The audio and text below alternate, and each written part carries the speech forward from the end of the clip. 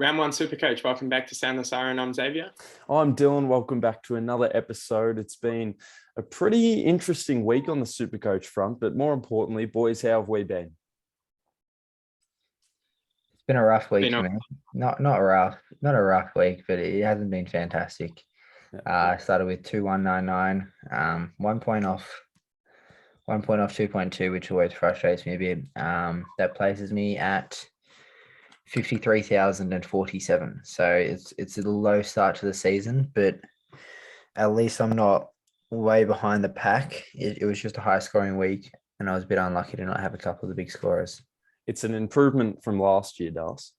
Yeah, I started terribly last year. My main goal this year was the whole point of my injury-free approach was to not be so far behind that it's impossible to catch up. Yeah, I'll be right there with everyone, and then I usually finish the season quite strongly. So if I'm right there until midway, and then I can finish strong.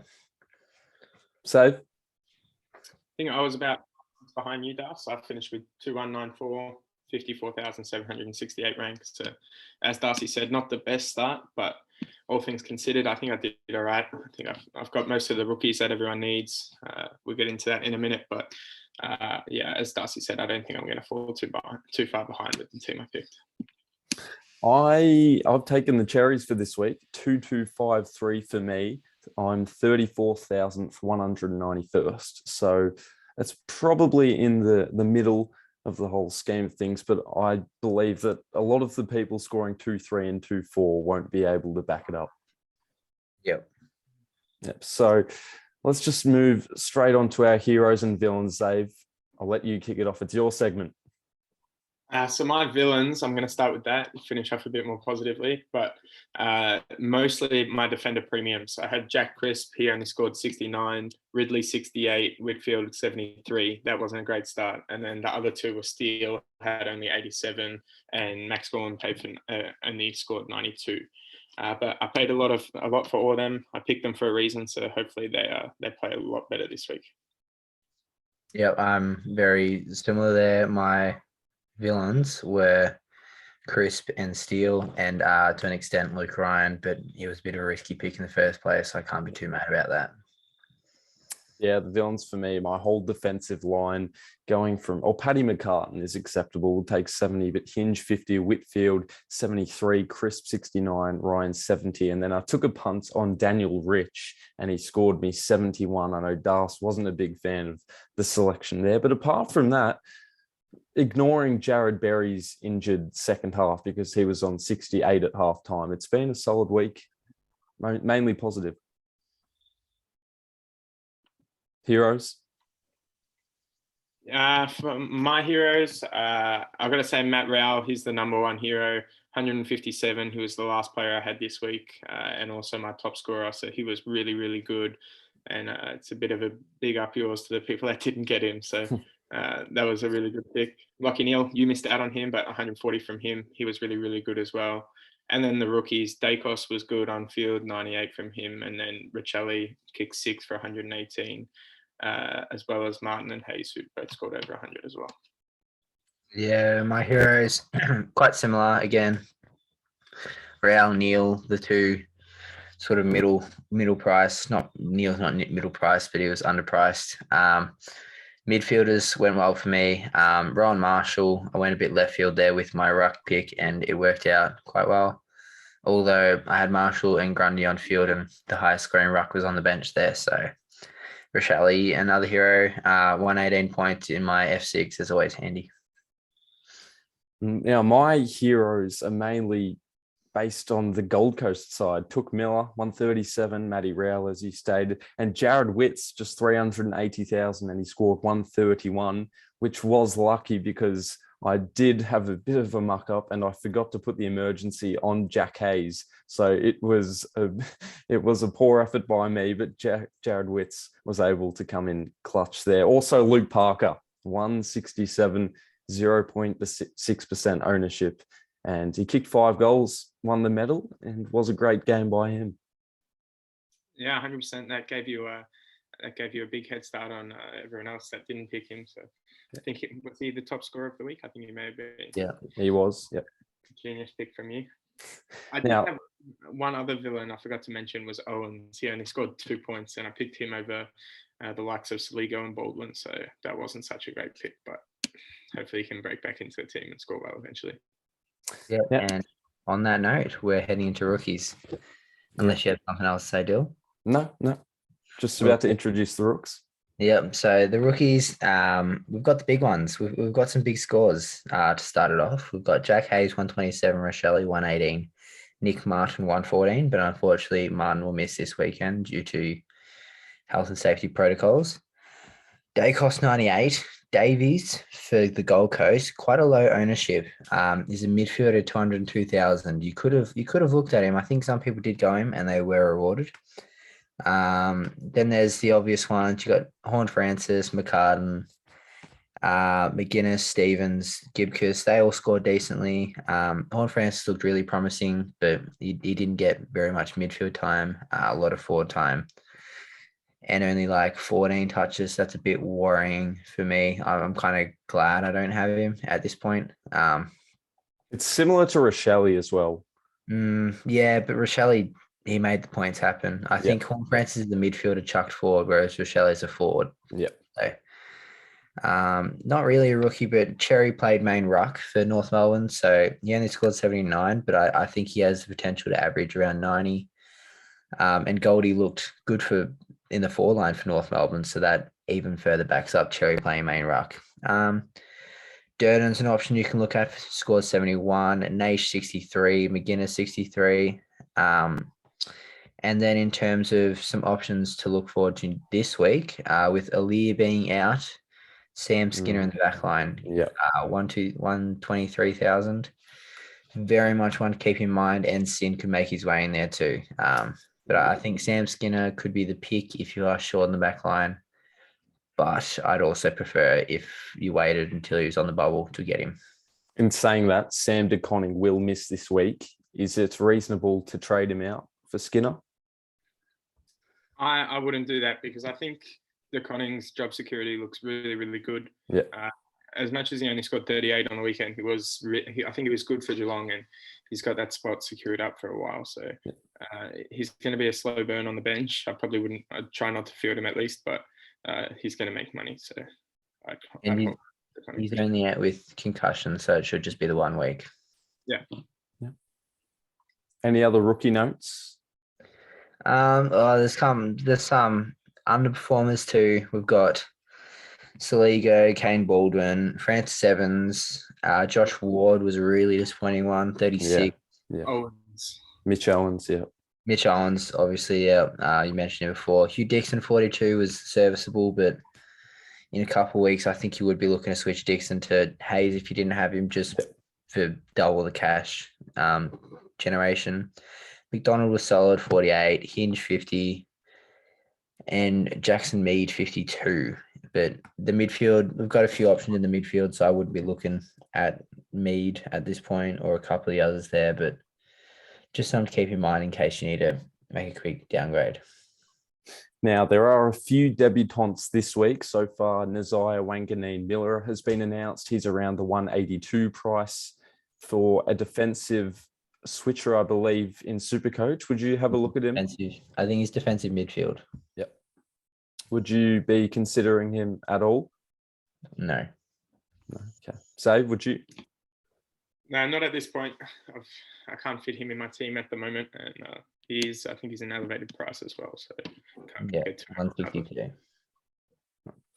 Well, does that conclude all the rookies for this week? It does. So far, we'll have to see what happens tonight in terms of selection, but so far, that's what we've got. But we did come into this year with what we thought was a lack of rookie selections. And now there is just a broad range with the likes of Jack Hayes being a star for the Saints. His job security is pretty much solidified if he plays like that every week. And then Nick Martin after next week, I will most likely bring him in. So it's a good selection now. And on to the pod picks. I did touch on Luke Parker earlier this episode. He was player of the week, 0.6% ownership. He scored 167. And if you did manage to catch the post on Supercoach, the pod picks, 8 out of 10 players that were mentioned on there scored 100, and Andrew McGrath scored 94. So that's a pretty decent strike rate, boys. And the other one was Dean Towers. So Yeah. that's a very good strike rate. Yeah. But if we'll mention others that weren't on that post, we had Luke McDonald. He managed to score 140, and he didn't really nullify Zeebel's role at all. He was just Luke McDonald. He was doing his own thing. Ben Mackay got injured early, so Zeeble had to swing onto Jack Gunston, hence why Jack Gunston played so well.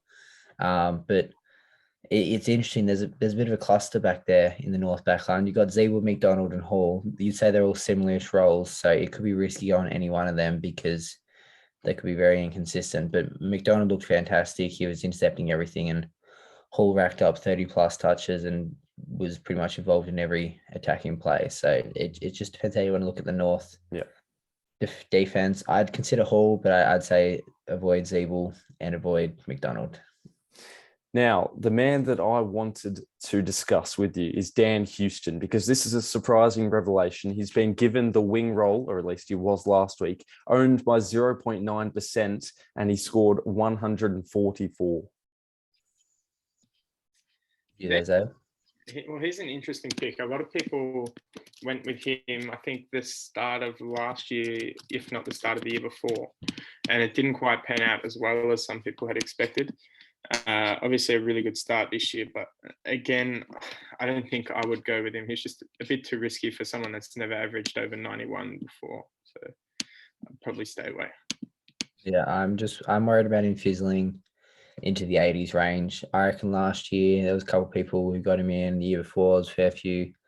He's been an option the last couple of years, but he has a couple of good games. People bring him in, then he fizzles and averages around 80 and has a couple of games in the 50s. So unless he just pulls together a few good games, maybe round 6 and he's still looking good, he could be a upgrade option. But at this point, I don't think he'll sustain it. Now, not necessarily a highlighted point of difference, but Tim English, he's around 423,000. Jared Witts, as I mentioned, 380,000.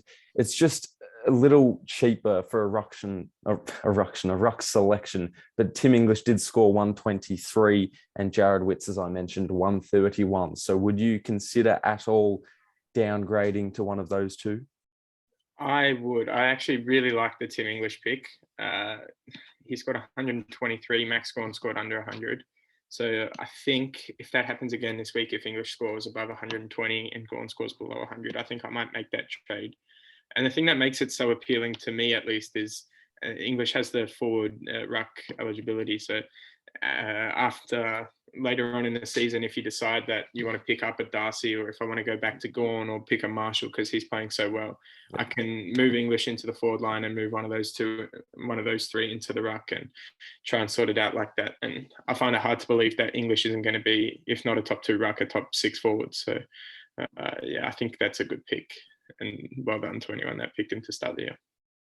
Yeah, his forward eligibility is quite nice there. I also, as you mentioned, I do like Witts as a pick. He's a lower price. I prefer to wait one more week, wait until price rise is about to happen before getting him in. But he looked quite good on the weekend, and with a role like that, with a midfield like that, which is quite good at hit out to advantage, I'd very much consider him.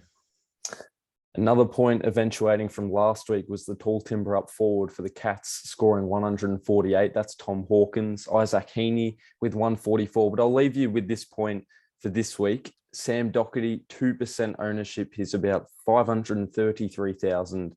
And honestly, seeing that goal he kicked last week, it had to make everyone, probably other than Tiger supporters, happy. But he scored 144 last week. That's another tough one. I'm probably a little bit biased, but we know Sam Doherty is an incredible Supercoach player. He's averaged over 100, almost 115 one year. Yeah. He's got multiple seasons above 100, even more above 90. We know he's going to be like around there if he can stay fit, if he can do this, do that. But it's probably one of the more risky picks out there. If you were in a draft league, then I would definitely do it. I think if you could pick him up in a draft league, it'd be great. But in classic Supercoach, I think it's a bit difficult. Down the line, Das, if Luke Ryan is continuing the 70s, Doherty's definitely compelling. I do like Doherty as an upgrade pick around the bye time. After his bye, if he's managed to sustain a good run all the way up until the bye, then I think he's passed the test. And he's an upgrade option. I probably won't be trading Luke Ryan out unless he's abysmal. But yeah, he's a good option, but I would wait until the bye at least. It's a long time to wait. Yeah, I agree. All right. Well, that's all for this week. I will be posting before the Carlton Western Bulldogs game tonight on the Supercoach account. So if you're interested in any other pods, make sure to check that out. But boys, will you be making any trades this week? I'd be surprised if you were. At the moment, I'm not making any trades. I've been thinking, obviously we had the news just broke a couple of hours ago about Dustin Martin. He's taking a personal leave and he might not play this week. So depending on news that surrounds that before the Richmond game, I might look to trade him, but we'll see. For me, the only trade could possibly be Berry to maybe Horn Francis if Berry's injury is bad, but from more reports, he's fine to play this week, so it won't be a long-term thing. So it looks like a no trade week for me. I actually played Horn Francis off the bench last week, so if Berry does in fact have an injury, I can easily replace him. Any other final notes, boys? Just for the people that are viewing, I wouldn't recommend doing any trades this week. We know no one's going to change in price this week, so it's pretty much a free hit. You can see how people play before you make any trades. The only really thing I would suggest if you're looking to make a trade is if you miss one of Riccelli, Jack Hayes, or even Paddy McCartan or Dacos as well, and you can't get all of them in with next week's trades, you might want to use one or two to try and get all of those guys in this week, by the end of next week. So, but other than that, I would stick clear of trades. Do not panic trade Nick Martin. 100% don't. It's really stupid. Das? I'd also not be trading Nick Martin in. I just posted the trade stats just before we started this podcast, and Nick Martin's in the most traded in player with 12.2% of trades. So 15,000 people have brought him in. I don't see why you'd bring him in. You don't know if he's going to be back in round 3. He might have severe symptoms from COVID, or he might miss a week of training and he'll be behind and won't be in round 3. So I wouldn't be trading in a player that you don't know for sure is going to be playing in the next couple of weeks. Just wait until he recovers from COVID, gets named again, then bring him in, or the week after that. Or he might just fall out of form, which is definitely probable. We've seen that with many rookies before. In saying that, if he does play round 3 or 4 and does score fairly well, he's definitely someone you need to have by his third game, because he's going to go up in price by a ton, just solely based off the score he scored this week. So, but don't trade him in or out this week.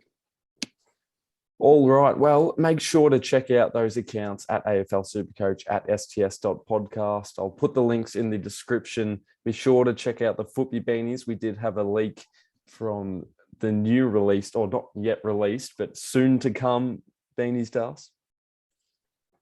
Yeah. One group chat saw it somewhere along the line there, but lips are sealed. All right, lips are sealed. Didn't get anything out of him there. Sorry to all those who are looking at beanies. It's winter season soon. But that's it for this episode. Next week, we will do the same thing. Any updated news, any new rookies that are promising. But until then, make sure to enjoy it, leave a like, comment, and be sure to subscribe. See you later.